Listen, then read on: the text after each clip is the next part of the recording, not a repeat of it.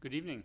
I'd like to call to order our regular council meeting for Monday, January 24th, 2022.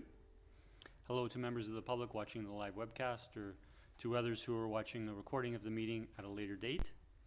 I'm Mayor McNeil Smith, and joining me in the council chamber this evening is, to my left, is Councillor Garnett.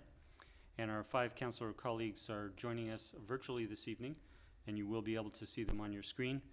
Good evening to Councillor Duncan, Councillor Fallett, Councillor O'Keefe, Councillor Rintoul, and Councillor Wainwright. We have 3 members of staff in the council chamber this evening. Our Chief Administrative Officer, Mr. Humble, our Corporate Officer, Ms. Nelson, and our Director of Corporate Services, Mr. Hicik, and other members of staff could be joining the meeting virtually as well, and they will be introduced at the time they are speaking. With that, I'd like to acknowledge respectfully that we're holding our meeting this evening in the territory of the Wasanish Nations, the Tsawat Nation, the Sartlup Nation, the Pakwachin Nation, the Sycam Nation, and the Malahat Nation. We are grateful for the stewardship to the Wasanish people for their stewardship of these lands and waters for millennia, and we acknowledge our responsibility to work together on stewardship for everyone living on the peninsula today and for future generations. Turning to approval of the agenda, I have one small housekeeping change, and that is Mr. Hisik's presentation, currently showing under 4B, will be under 4D presentations. And with that, I would look for a motion to approve. So moved. Second. Moved by Councillor Garnett, seconded by Councillor Rintoul. All in favor? None opposed. The motion carries. Thank you. Next, turning to our regular public participation opportunity, we have no registered speakers this evening, and so we will now turn to 4D presentations. And good evening to Mr. Hicik, who will provide a presentation this evening on the draft Town of Sidney, the 2022 to 2026 financial plan. Good evening, Mr. Hicik. Good evening, Mr. Mayor, members of council. Tonight we introduce the 22 to 2026 financial plan. I have a presentation here that I typically use to introduce the budget. It'll take roughly an hour or so, maybe a little less. And the intention here is purely introduction. It's not meant to be a time to ask detailed questions of the budget. That'll come at the next meeting. But perhaps at the end of this presentation, if any members of council wish to clarify anything that I introduced tonight, or if anything was a little less clear than it should have been, perhaps those kind of questions could be entertained.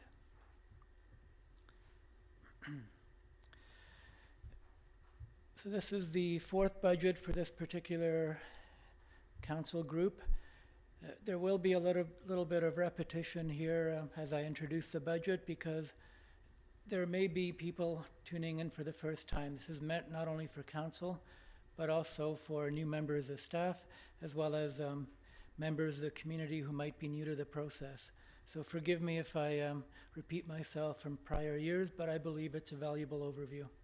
It does take a few iterations for some of this information to sink in, to become second nature. So legislatively, our governing legislation, the community charter, it requires that we adopt a 5-year budget every year called a financial plan, and each financial plan is a 5-year rolling budget, and it provides authority to spend money and collect revenues to support our operations until the new financial plan is adopted. The previous plan, 2021 through 2025, is still in effect. So this financial plan will establish the basis upon which we levy property taxes and utility rates.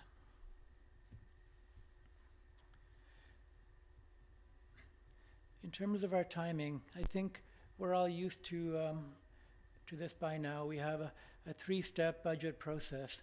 It begins with introduction, as we have tonight, where I provide a fairly detailed overview of the major budget impacts, many of the concepts we'll be looking at. and it'll clearly outline the starting point for our future deliberations. A budget package will be delivered after this presentation. The binders are in production, and council will be informed tomorrow as soon as they're available for pickup or delivery.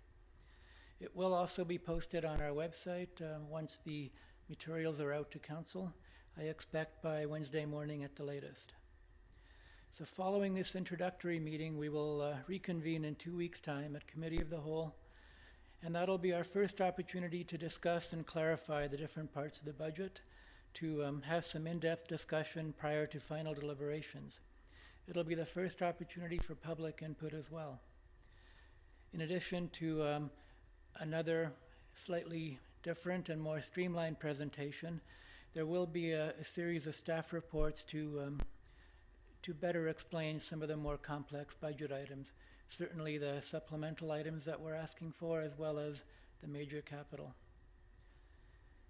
That second meeting will lead to a second draft of the budget, which will be presented at a special council meeting on Tuesday, February 22nd, where we hope to conclude our budget deliberations. There will be an updated presentation for the benefit of council and the public, letting everyone know where we stand compared to where we started and what decisions are still left to make.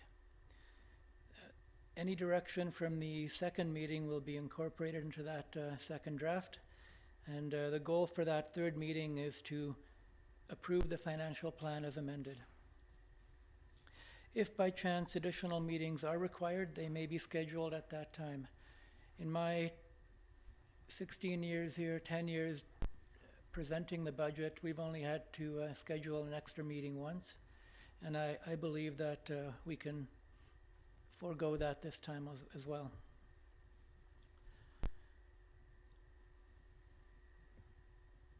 Going backwards. So tonight's goal is to introduce the draft budget to council and the public, give you an overview of the major impacts that went into its preparation, and to outline the major capital projects and supplemental requests that are coming forward for approval. Generally, it's to add context to your review of the materials. We could just dump a large binder on your desk and say, talk to you in 2 weeks, but I think it's a much more valuable process to introduce it in this way, to give you context for your review. In essence, I'm just taking an hour of your time to kind of give you the necessary background that should make it easier for you to review the materials.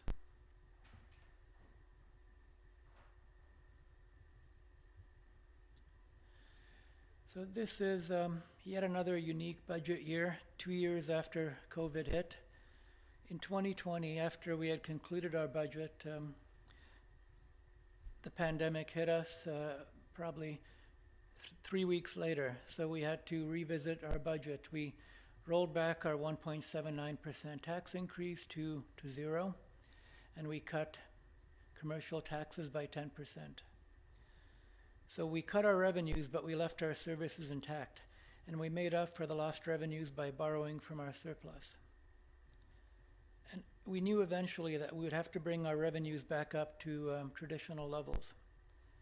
And we had to account for all the new tax impacts that were approved that year as well as the subsequent year. Fortunately, later in 2020, we were lucky enough to receive $2.7 million in provincial federal funding in the form of the Canada-BC Safe Restart Grant, which not only helped to replenish our surplus, but it gave us a lot of leeway in how quickly we get back to traditional revenue levels. But we have a lot of work left to do in getting there. We still have Safe Restart funds to help in that transition, but they won't be around forever. We have 2 more years of that partial funding. That large grant made it easier for us to maintain that 10% tax reduction for businesses and keep that as our starting point last year. And that certainly helped to bridge the gap between commercial and residential tax rates. So the restart funds, as I mentioned, will help us transition back to a sustainable revenue level, but we need to avoid making the task more difficult by keeping taxes artificially low.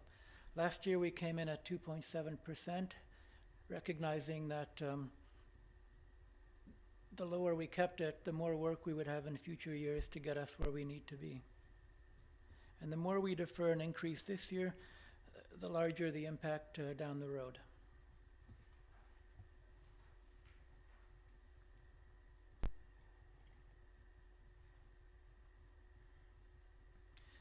With all the preamble out of the way, let's cut to the chase. The tax increase that's included in the draft financial plan is 4.98% for this year. Included in that amount are several new budget items that have not yet been approved by council, primarily supplemental requests. So we're going to cover tonight what is included in the above figures, and we'll identify some areas to focus on and decisions to be made over the upcoming 2 meetings. Before we dive into the details, a quick overview of what makes up our budget. A bit of a glossary, if you will, of major terms that we will deal with throughout the budget process. So we have water, sewer, and general funds, and each fund is independently funded, with water and sewer funded through user fees and parcel taxes, and general operating funded primarily through property taxation. Each one of those funds has an operating and capital component, and we'll highlight some of the key features of all of those areas. We'll talk about capital budgets, and what we mean by that is it's the big stuff, you know, the larger expenditures. It's renewal of our existing infrastructure or other existing town assets. It's new items or projects, and it's typically presented in terms of ongoing programs, new items, or projects that we carry forward for completion from prior years. As part of capital, there are a variety of funding sources which will be identified as we go through the process. And there's a small amount of annual property tax funding that's used to supplement our capital program as well. Typically, it's those tax-funded capital items that receive the most attention because those are the ones that have the most direct impact on the tax increase for the year. I've already mentioned supplemental requests a few times now, and what those are changes to existing services or service levels. They're new or additional programs or services or enhancements to what we have. Often they're one-time studies or minor operating items, but they can also be major ongoing items like the firefighter hiring plan that we implemented about 8 years ago and has now been fully implemented, but the fire department continues to grow as our community grows. Sometimes supplemental requests are internal, other times they're external requests, primarily from our community partners for ongoing support. So in recent years, we've seen Mary Winspear Center, the Shaw Center, Museum, all asking for additional funding and in many cases receiving it. There tend to be supplemental items every year, tends to be roughly the same magnitude each year, but this year is a little more challenging than most, as we'll see later. So the more significant items will be backed up through those staff reports I mentioned at the next meeting on February 7th. So we talk about service levels as well. So the base budget is developed to maintain existing levels of service to taxpayers.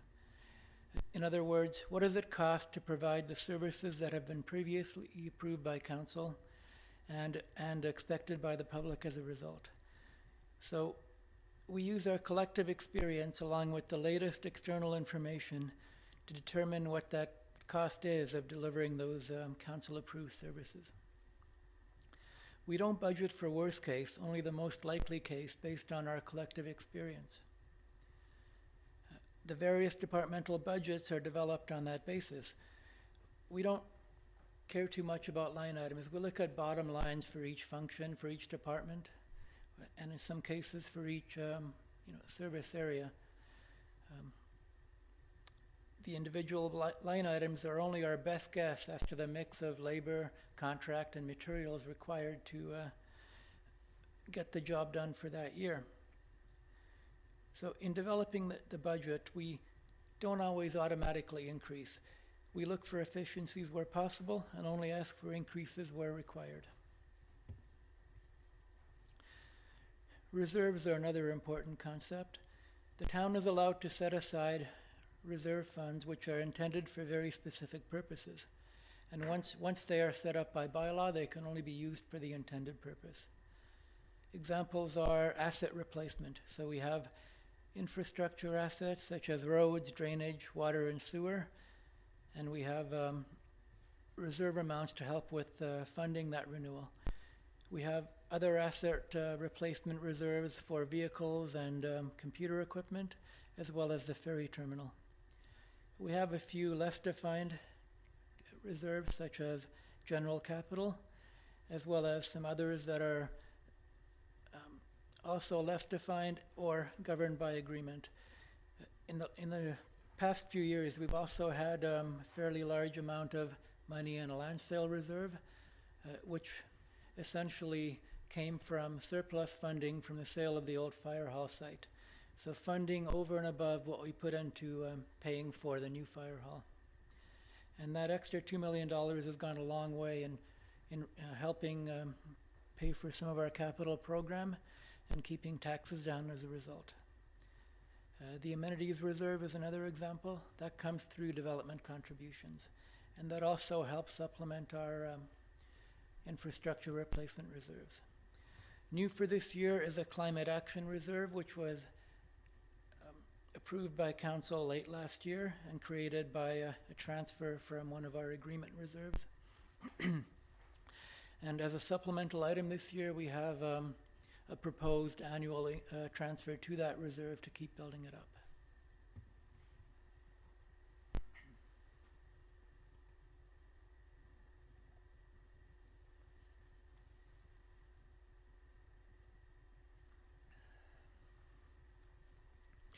How's the pace? Am I talking too quickly? Excellent. Thank you, Mr. Hicik. Okay. Carrying on with reserves, next question after knowing that we have them is what is the required balance that we should have in each reserve? And that all depends on our plans and our funding strategies. Some reserves are very easy to establish the appropriate level. For instance, vehicles or computers. We know what we have. We have a pretty good idea of replacement cost, so we set aside enough to ensure that these assets get replaced at the end of their useful lives. Other reserves require a lot more investigation and planning. The best example of that is the infrastructure reserve, which we try and improve on our estimation each and every year, and we've been chipping away at that for, well, forever, essentially.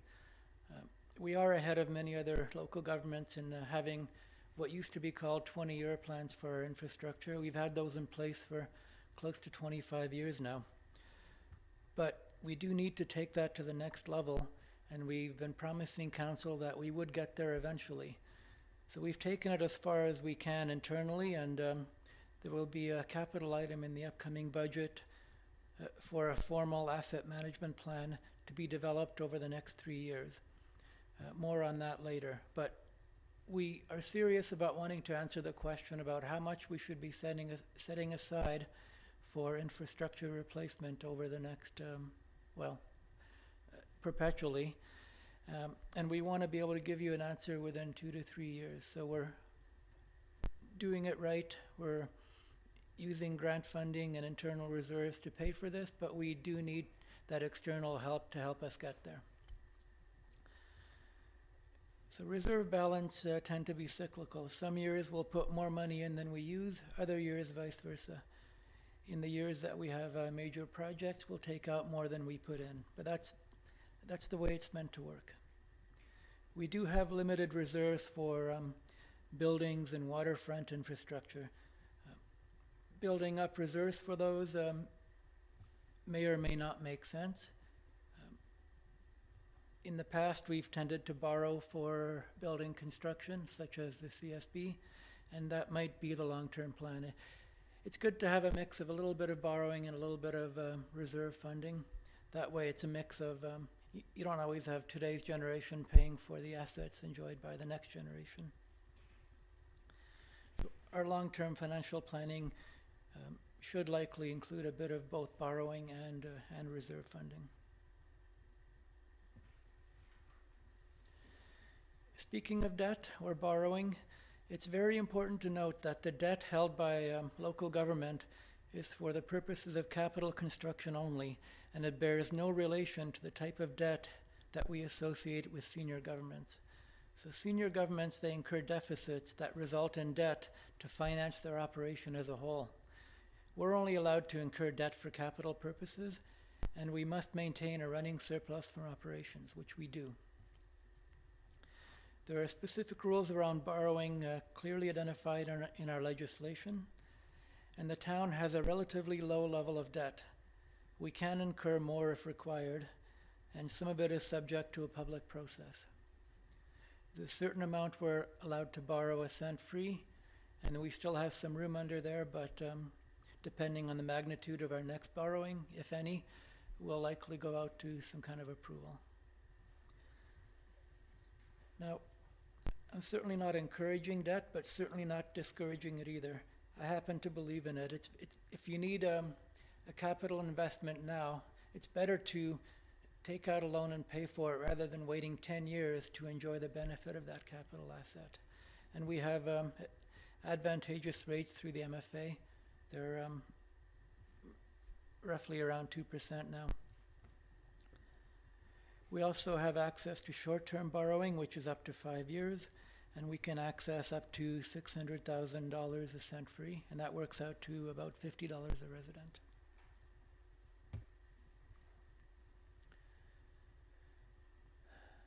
So in terms of budget development, where do our budget items come from?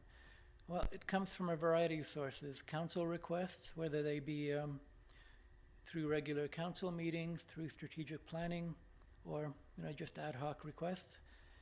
Many requests come from the community, also again through council meetings or general correspondence.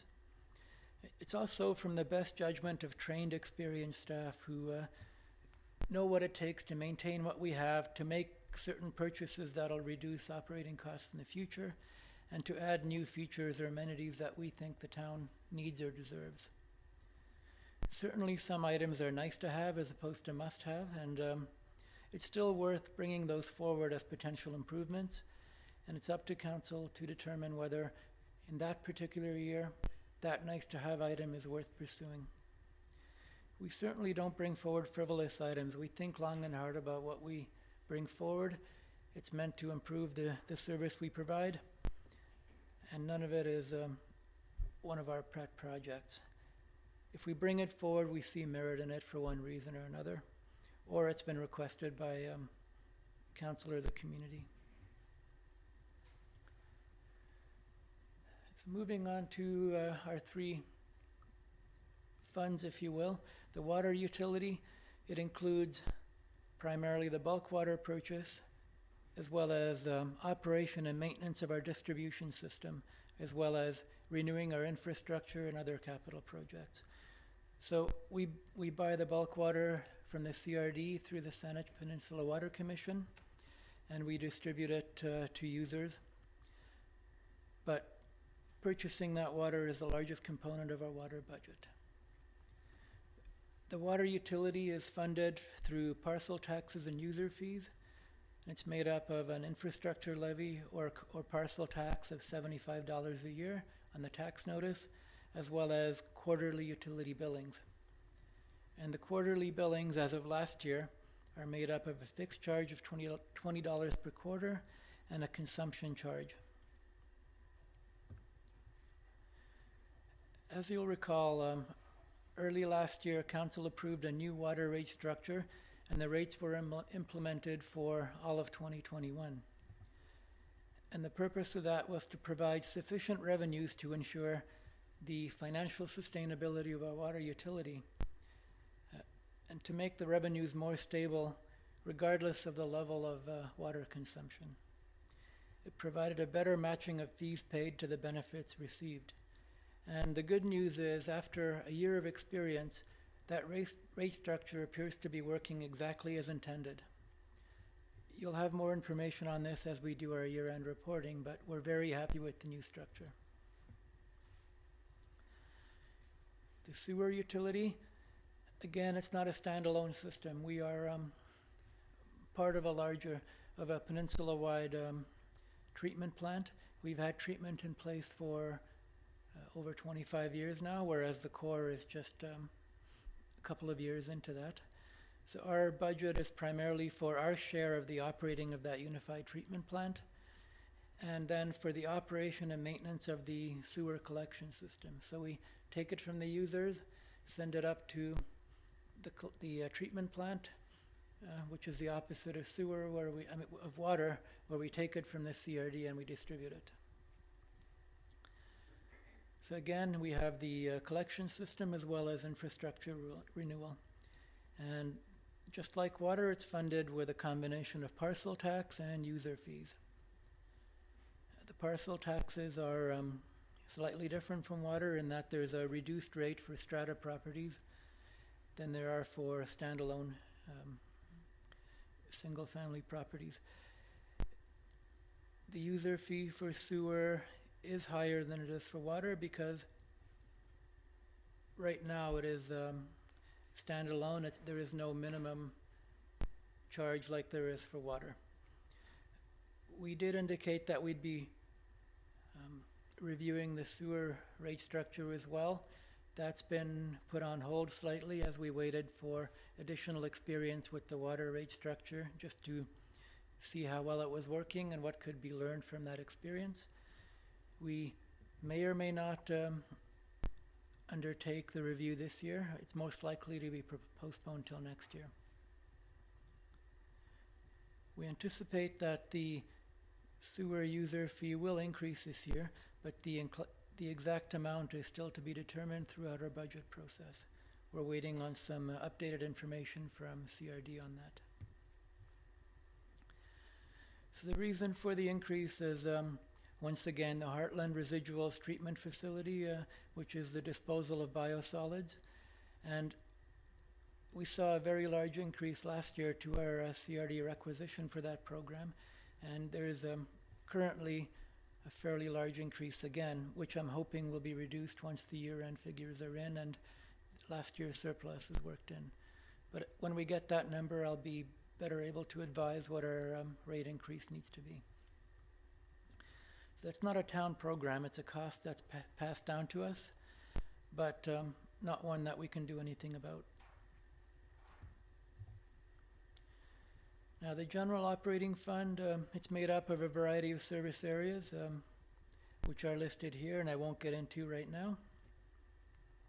But we'll go through each one of these in turn in terms of what the budgetary impacts are for the coming year.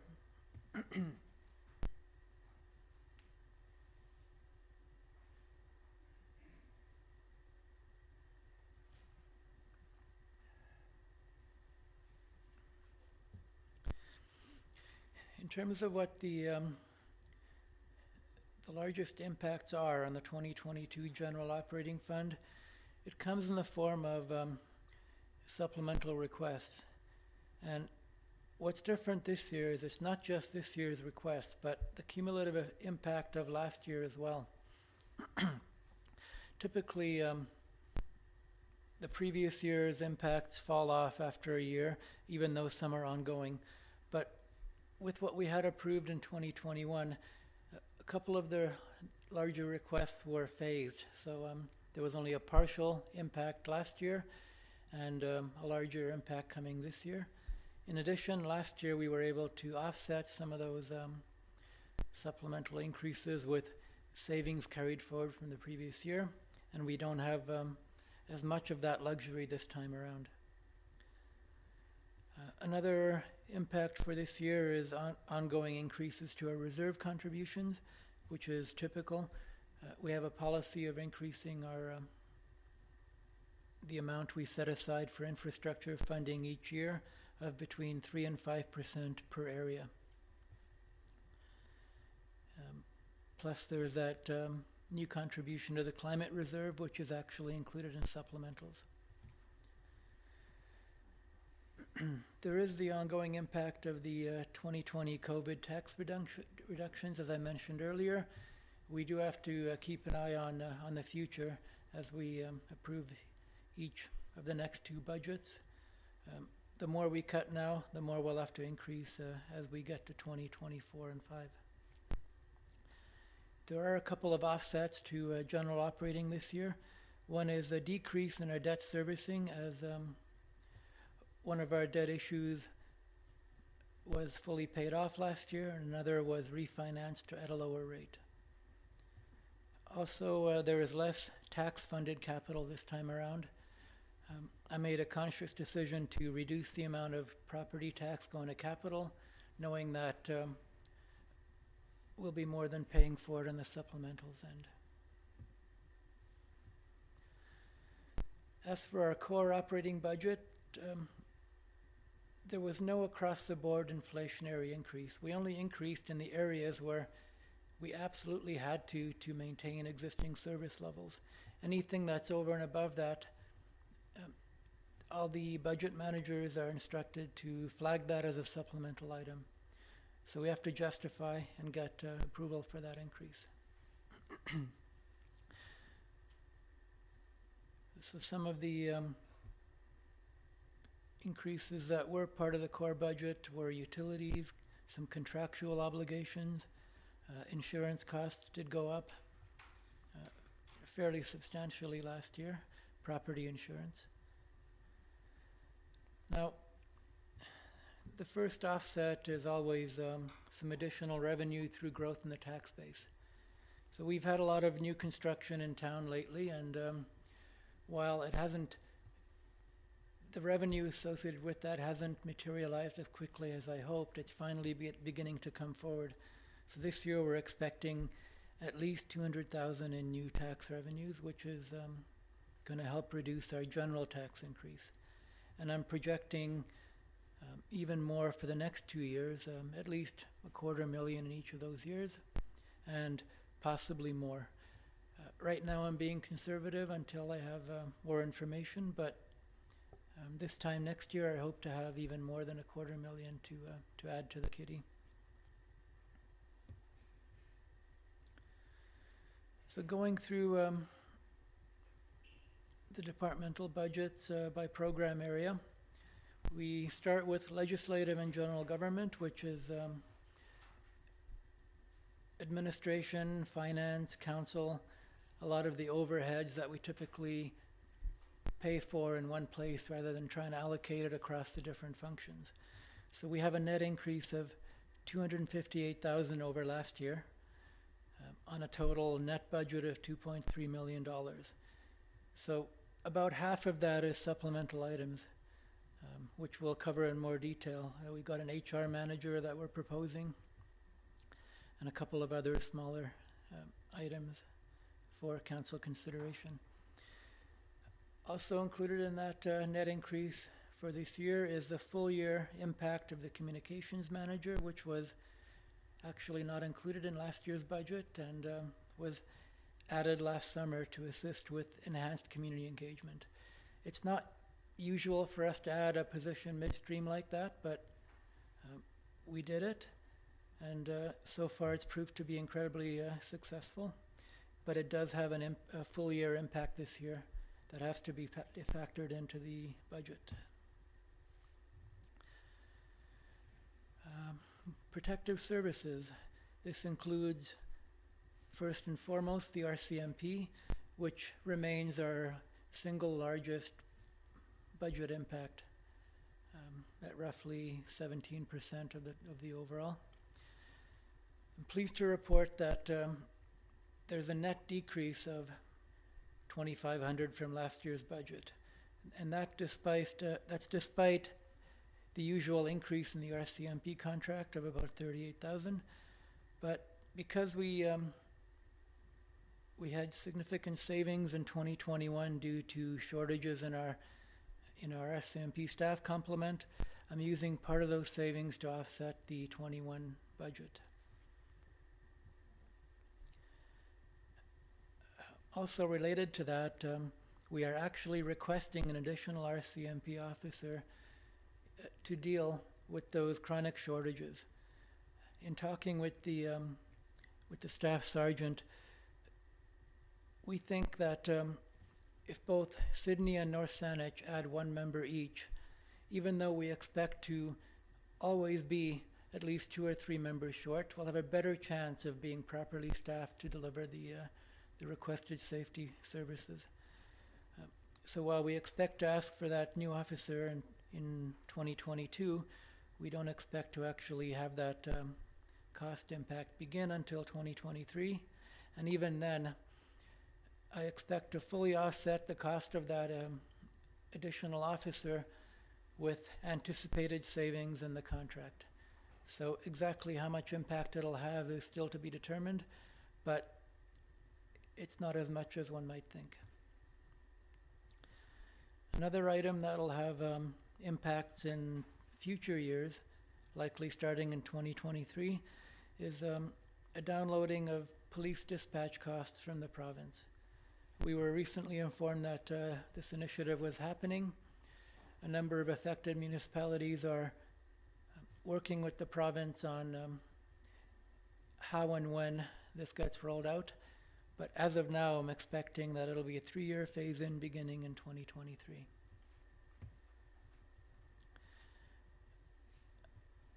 Another area under protective services is fire and emergency services, and the net increase in fire over 2021 is $289,000. So this is made up of one new supplemental item of $77,500 for 24-hour coverage. There's roughly an equivalent amount related to supplementals approved last year, primarily for enhanced volunteer recognition. That was a 2-year phase-in, with the bulk of the costs coming in 2022.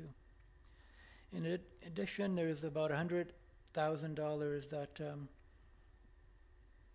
we had in last year's budget to offset increases from savings from the prior year, as well as some safe restart funding. We no longer have that for 2022. The core budget increase for the fire department is only $41,000. It's those other items that are really driving the cost. So as mentioned, we're seeking the 24-hour coverage through volunteer stipends, and there will be a more detailed report coming forward on that on the 7th.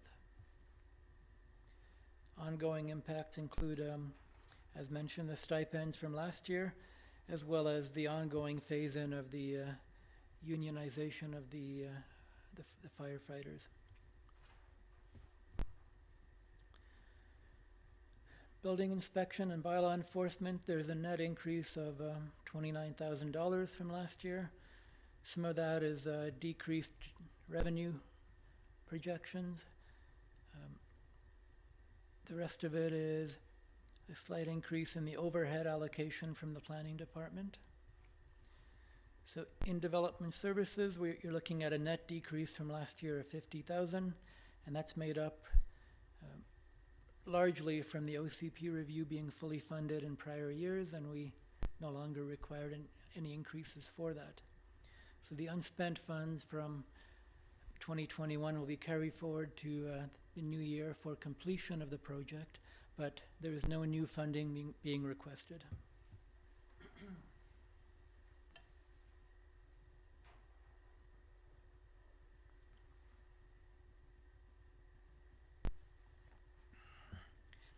I honestly don't know how people who speak for a living do it, because this just kills my voice, just half an hour.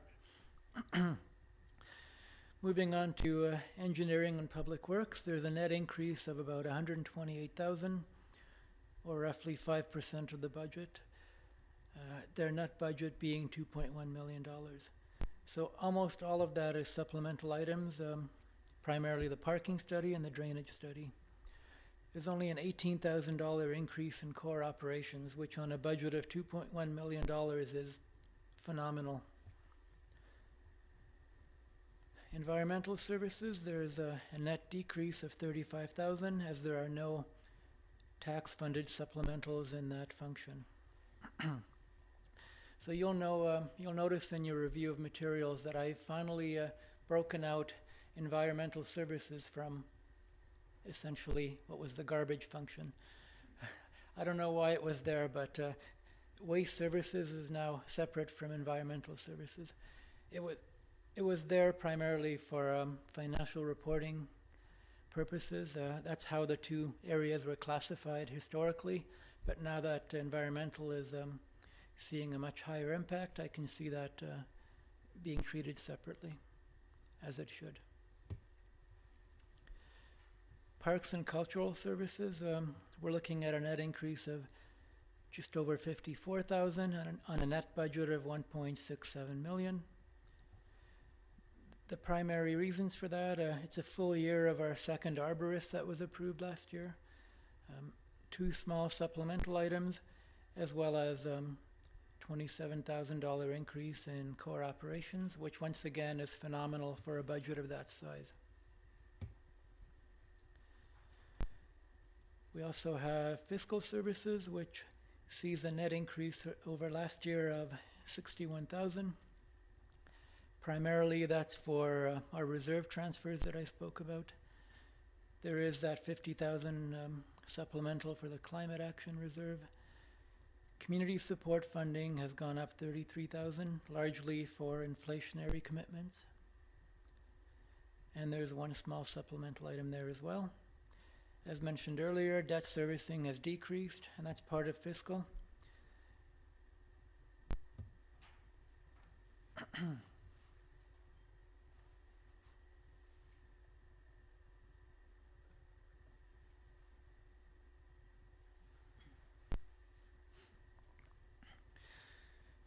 So moving on to supplementals. These are one-time or ongoing additions to existing service levels.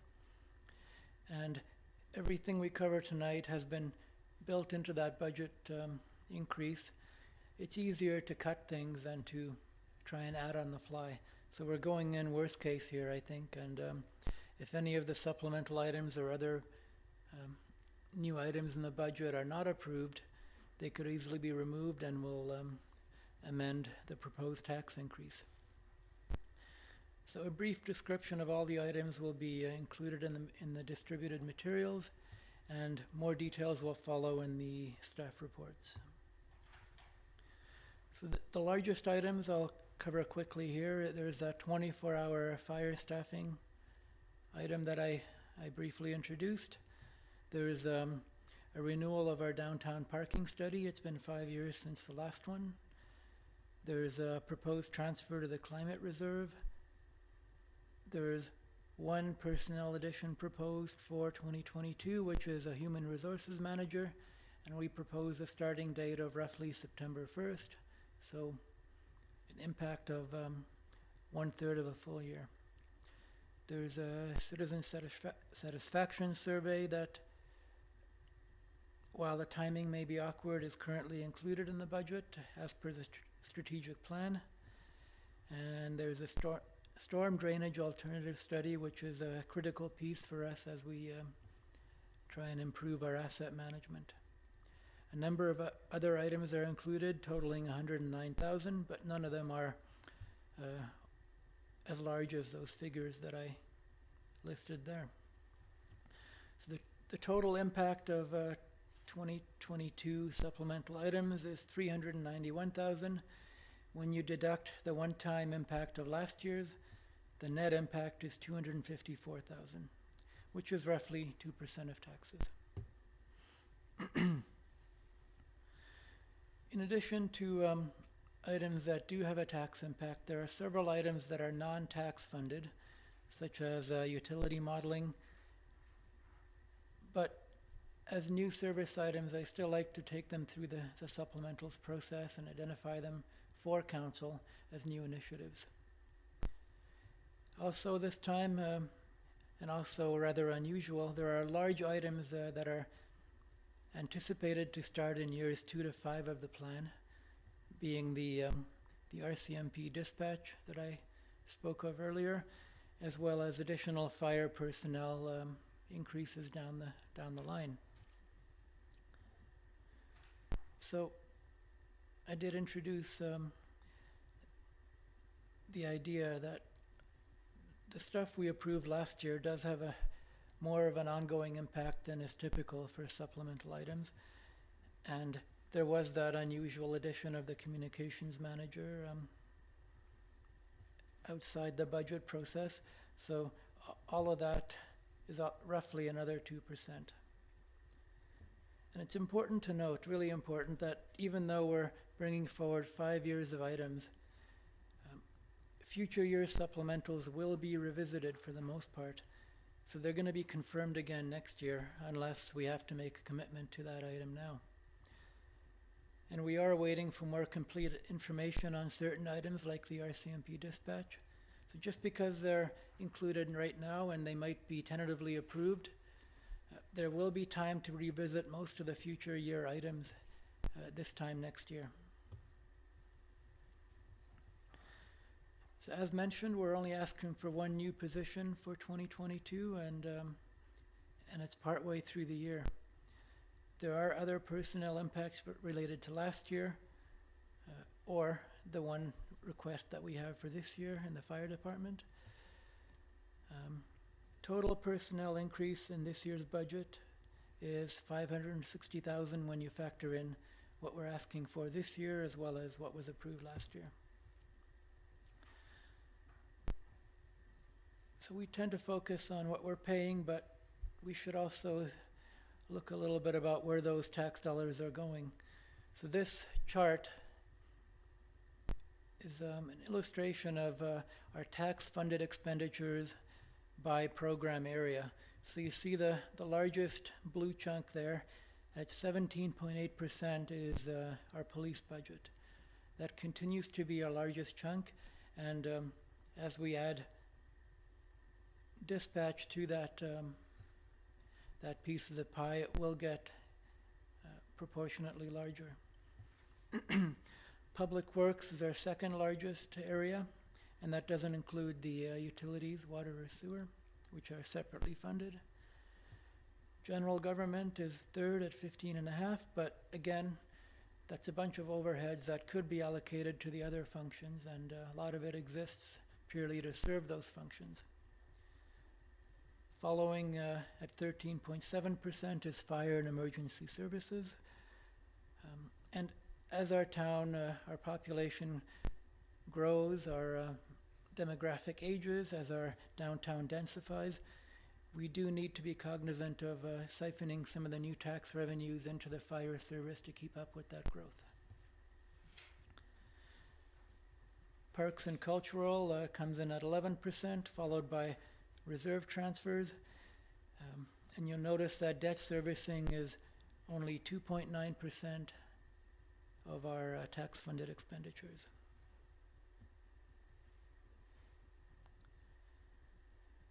Moving on to the capital budget, we have total capital expenditures of $8.37 million budgeted for 2022 over roughly 120 projects.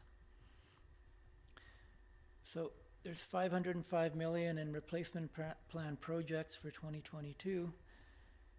All of that is reserve funded. We have about $260,000 in recurring programs and $2.6 million in one-time projects. Some of those are new, some are carried forward from last year for completion. So $8.37 million in capital. How is that funded? So the vast majority, $6.65 million, is from reserves. The Community Works Fund, formerly known as gas tax, is the next highest contributor at $648,000.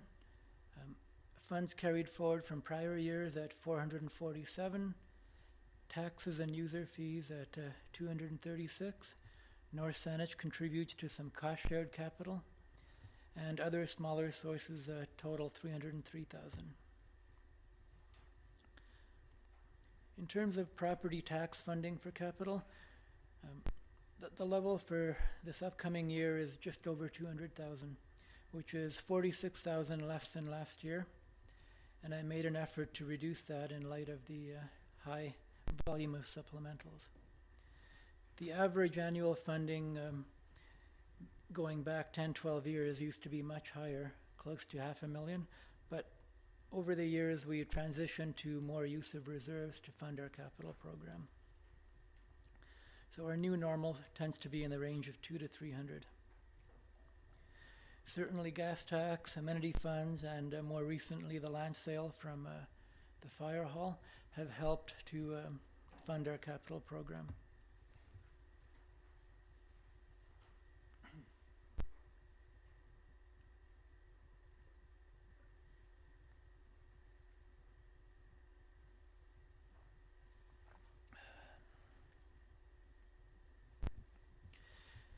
In terms of the significant projects in the capital budget, we've got just under 11 million in infrastructure replacement over the next 5 years. 2.9 million in other assets being replaced, with the bulk of that being the ferry terminal. Also some vehicles, computer equipment.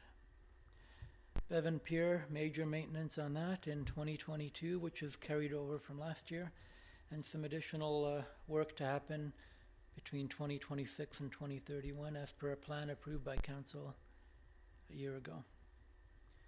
The two public washroom projects are fairly significant and have been carried forward for completion, and the waterfront washroom was recently increased.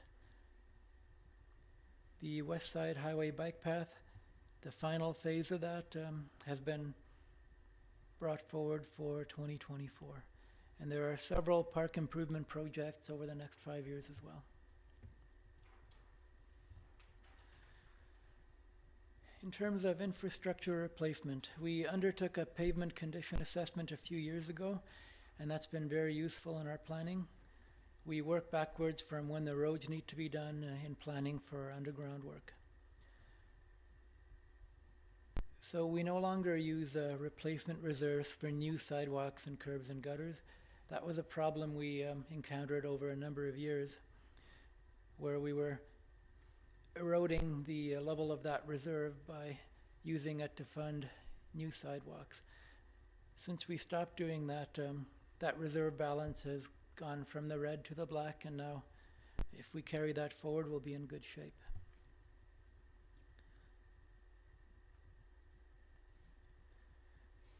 You might recall that the infrastructure plan that we presented in 2021 was unaffordable for the town, and we paid attention to that over the course of the year, and we made improvements in the new budget. So our 5-year plan is fully within our means. We still have a long way to go to ensure that the full plan is sustainable, but it might still need to be supplemented through other reserves as well as grant applications.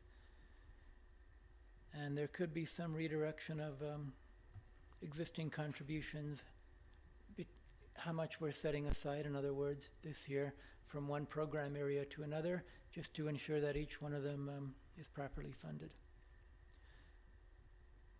So the asset management plan that we're hoping to undertake over the next 2-3 years will go a long way in determining what the appropriate amount is that should be set aside each year.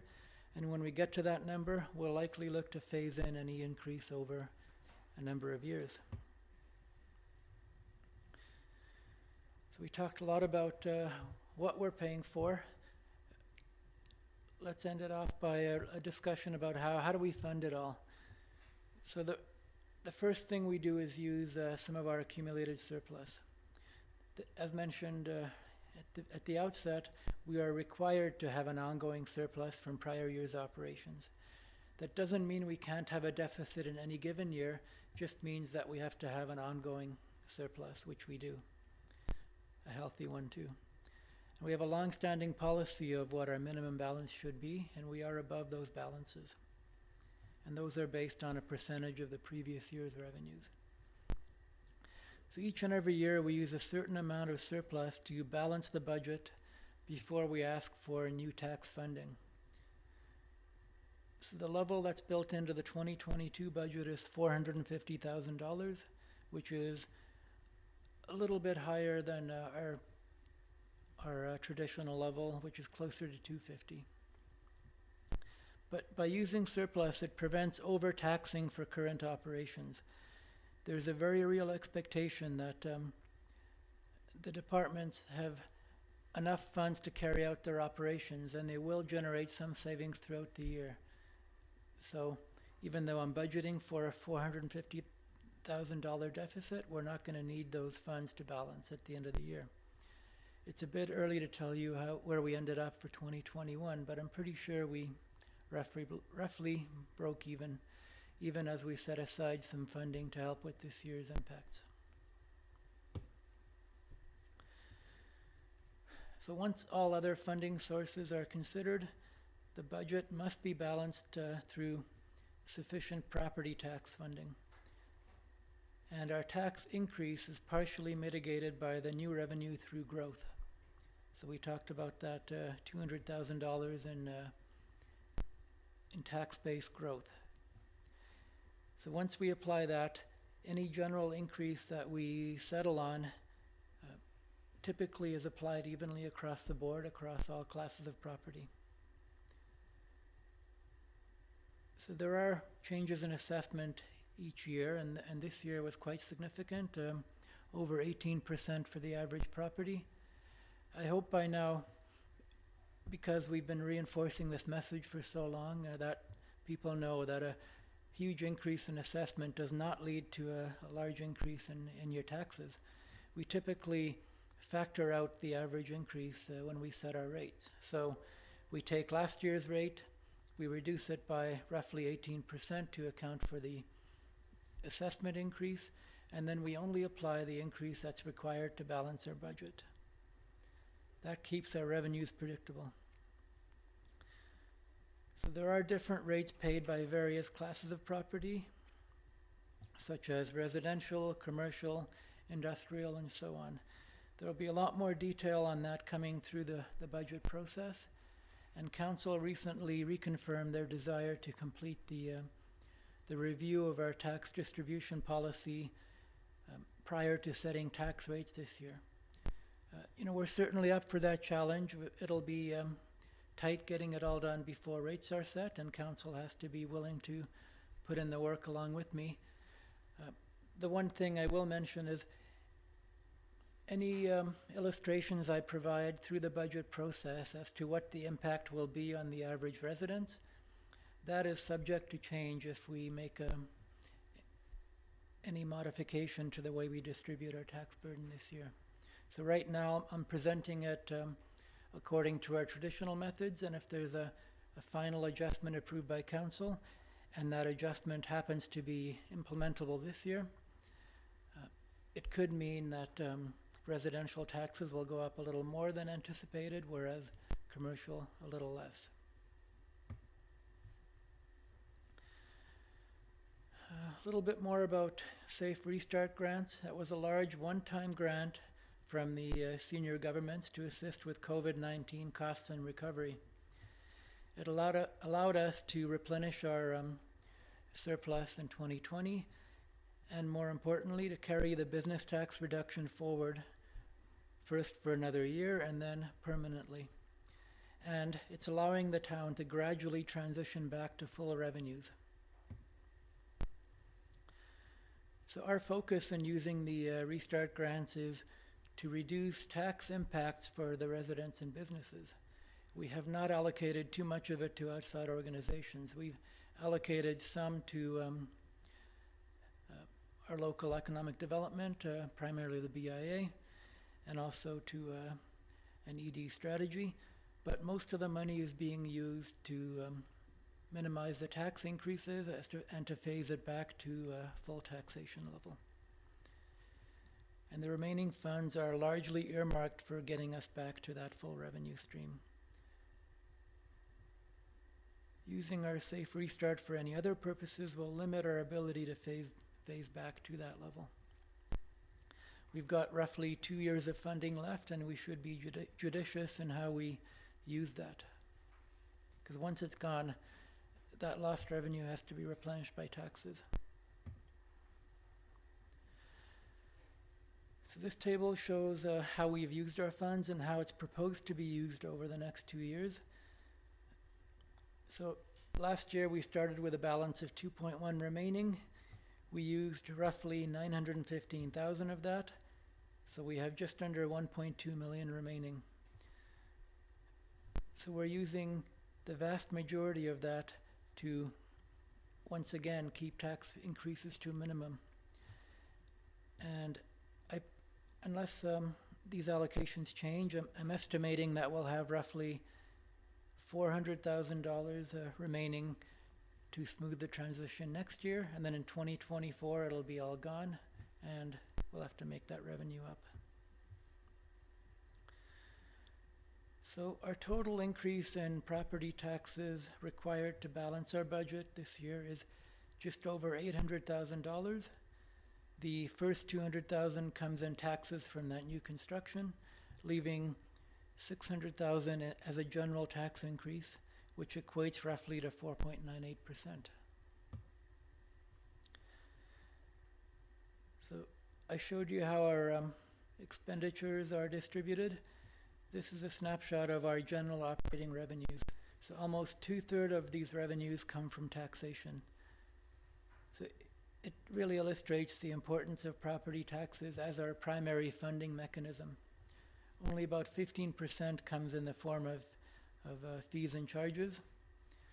Now, this is just for the general fund. Water and sewer are dramatically different. In those areas, the fees and charges are a much higher proportion.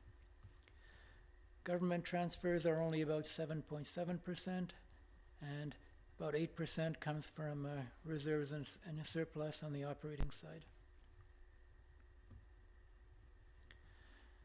Now, this colorful table that Council seems to like, and I find more problematic each year in trying to fit things in the right bucket in terms of breaking down what our tax increase is made up of. So the yellow portion at the top I call changes to our core budget. So there were roughly 164,000 in miscellaneous operational increases that were just required to keep services at the approved levels. There's that increase in our reserve transfers, which we have every year, a decrease in tax-funded capital, and a decrease in debt servicing. So our core budget went up by less than 1%, 0.95. Now we move on to the incremental items. So we've got this, in a typical year, is only the supplemental items for that year. But because of the magnitude of the carry forward impact of last year's approvals, I have lumped in those costs here. So supplementals for this year minus last year's one time, and then adding on the impacts from last year which carry on, are roughly a 4% impact on taxes. So that is by far the largest component. Finally, the purple patch down below is the offsets. In a typical year, I would only show the $200,000 in tax-based growth. But because of how we funded our budget last year, with an extra $50,000 of surplus funding, as well as $148,000 in safe restart funds, which we're not reproducing this year, I'm showing those as part of the offsets. So essentially, we have no offsets this year in minimizing the overall property tax impact. So you'll see between those three areas, it adds up to 4.98%. And a 1% increase gives us roughly $122,000 in tax revenues, and it costs the average resident $1.32 per month, roughly $15.86 a year.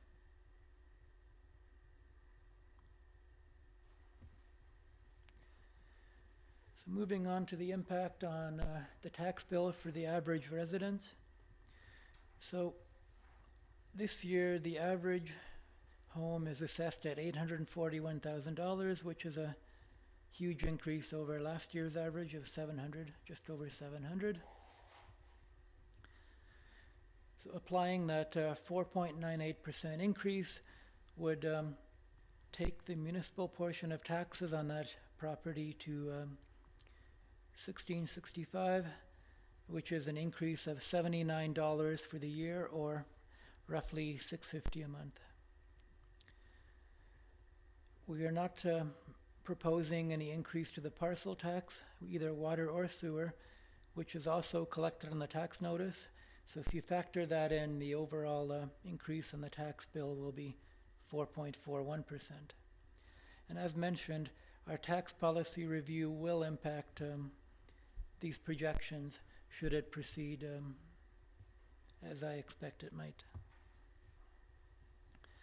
A quick look at our 5-year projections. So there you see our proposed increase of 4.98 for the current year, some ridiculous number for year 2, followed by a tapering off. So I don't anticipate coming here in front of council next year with a 9.21% tax increase for 2023. It's just unfortunate that when we're trying to minimize the impact on the current year, we push things first of all to the subsequent year, so 2023. If we had more time, we would spend it smoothing out that future year impact. We just haven't had that time. But just know that I'm not going to come back in front of council next year with a 9% ask. But you also should know that any change to the proposed increase this year will impact future years. So if we reduce too much this year, it'll just push the impact down the road. Years 2 to 3 of the plan tend to be overstated, and years 4 and 5 tend to be under. Typically, you'll probably see all 4 of those being roughly equal. This year, we have a fairly detailed list of future year supplementals, so I do have a bit more faith in some of those numbers, but not in that 9.2% for 2023. As always, I like to have a quick look at our proposed tax increases measured against inflation. So, at the end of last year, when we approved our 2.7% increase, the 5-year cumulative increase in inflation was roughly the same as our cumulative tax increase over those 5 years.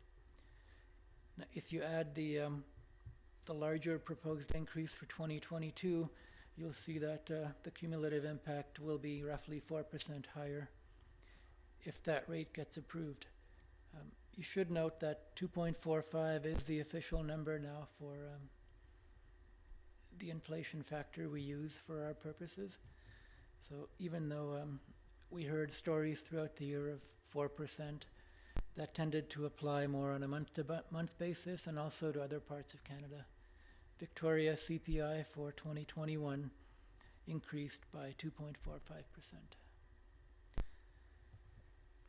So even in the worst case, in that if the 4.98 is our ultimate tax increase, you're looking at roughly 0.8% higher than inflation per year over the last 5 years, which is understandable when you look at all the additional services we've added. It's important to note that inflation only measures a certain basket of goods. So if you keep that basket the same from year to year, your costs will increase by inflation. But if you start adding to that basket through additional services, additional cost impacts, there's no way you can keep it at the same level as inflation.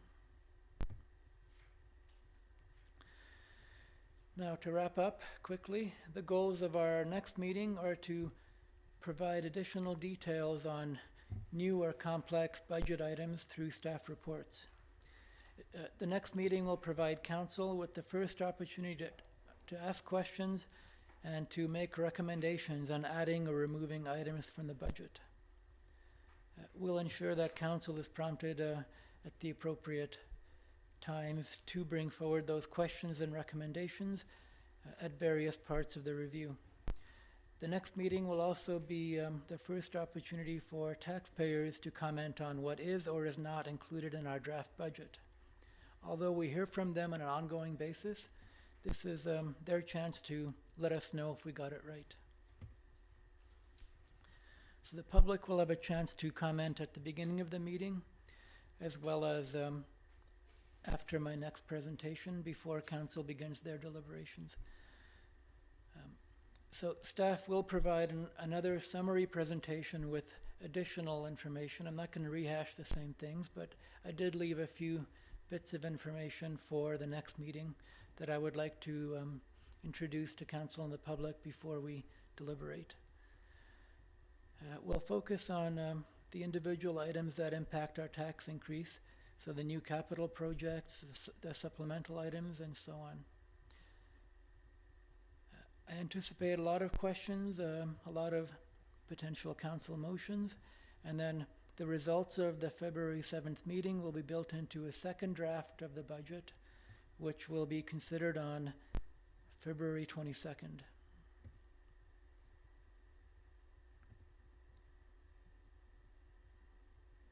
So that is my introduction, and I'm not sure if the chair wants to entertain questions about clarifying certain aspects of my presentation, but it's my hope that any detailed questions about the budget itself would be held until the February 7th meeting. Thank you. Thank you, Mr. Hicik, for your excellent presentation and the slides that accompanied it this evening for the benefit of council. I'll turn to colleagues, and perhaps if we could go to, thank you. I'll turn to colleagues if there are any questions appropriate to this evening's presentation. Councillor O'Keefe. Thank you. Just if Mr. Hicik, I'm just wanting to understand a bit better. I think when you were talking about the budgeted surplus, did I hear you correct in that we're budgeting that to be quite a bit higher this year? And if so, what, are there certain things that we're planning for as to why we think it should be higher?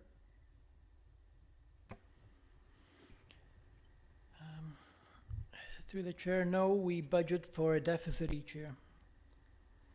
Okay. I take a okay. big chunk of surplus to balance the budget without needing to tax for it. So last year was 500,000. This upcoming year it's 450.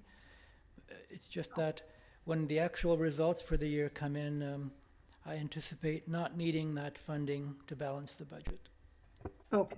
Yeah, that's great. Thanks for that clarification. Thank you, Councillor. I'll turn to see if there's any other questions. Seeing none, I'll want to turn back to staff and just thank staff across all departments in the organization for the significant work that has gone in behind the budget presentation this evening and the budget that we'll be receiving.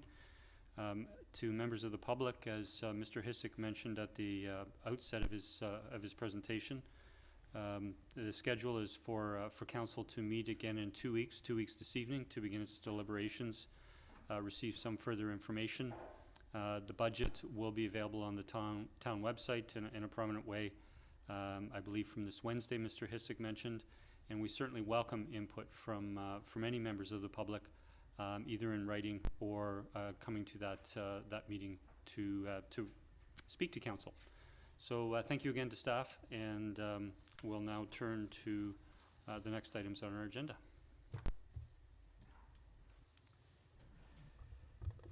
And the next items are bylaws under section 5, and the first is under 5A is bylaw number 2204, or building regulations bylaw, and this is amendment number 10.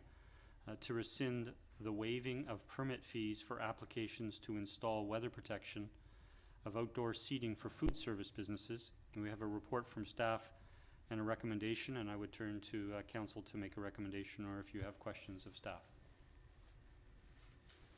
I'll move that the bylaw be rescinded. Second. Moved by Councillor Garnett, seconded by Councillor O'Toole. Any discussion, Councillor Garnett? Councillor O'Toole? Seeing none, I'll call the question. All in favor? None opposed. The motion carries. Thank you.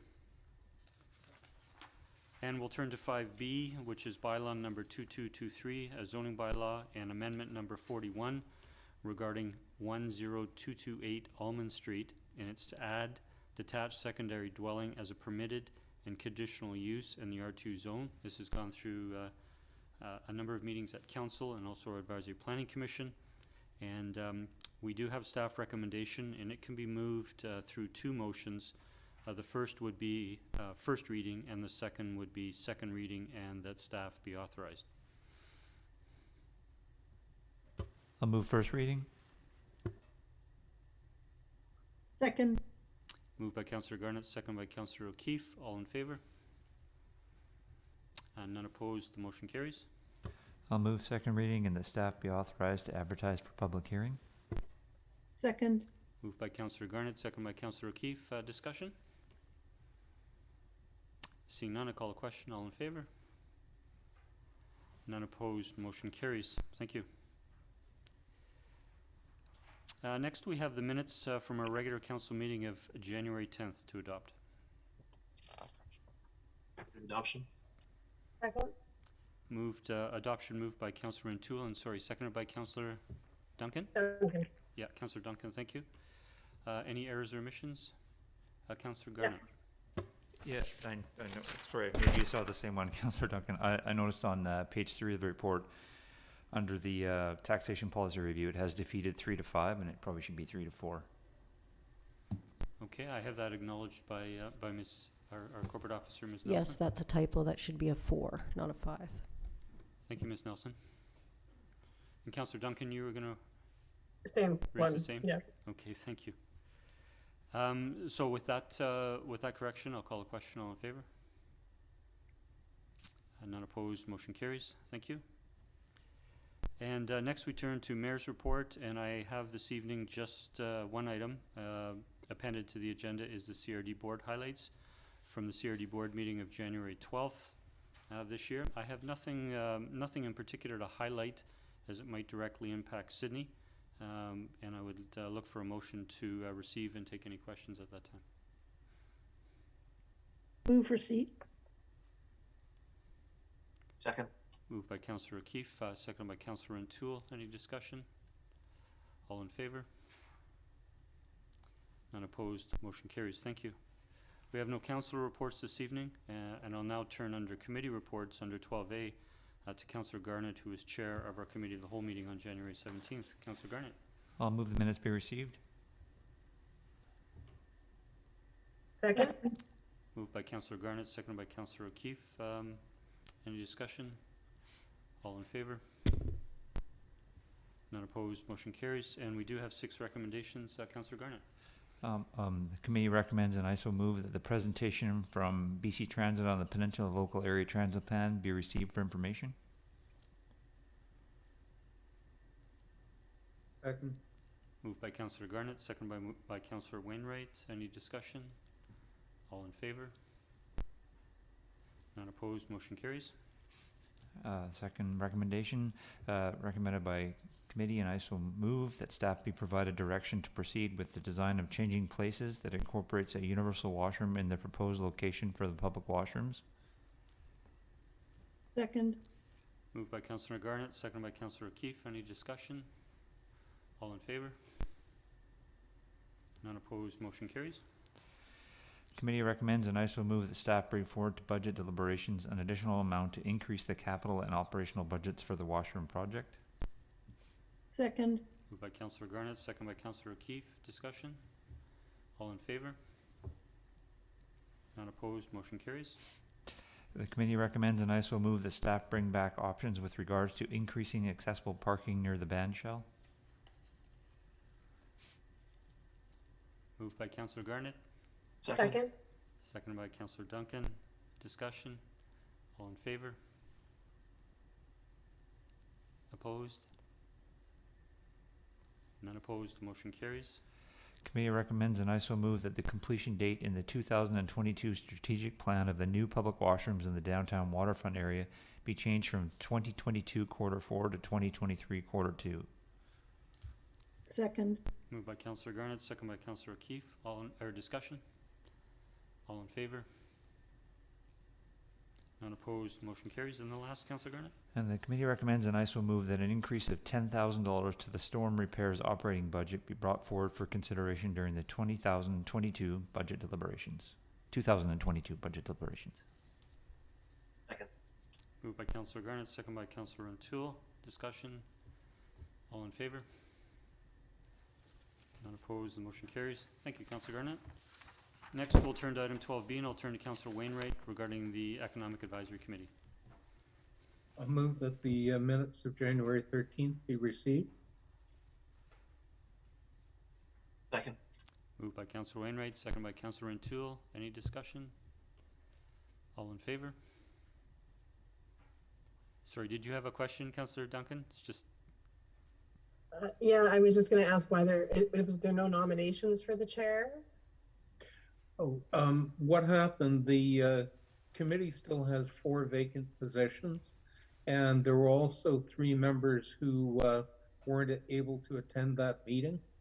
So given that that it was not much over a quorum and still had several positions to be filled, the committee simply preferred to put it off to the next meeting.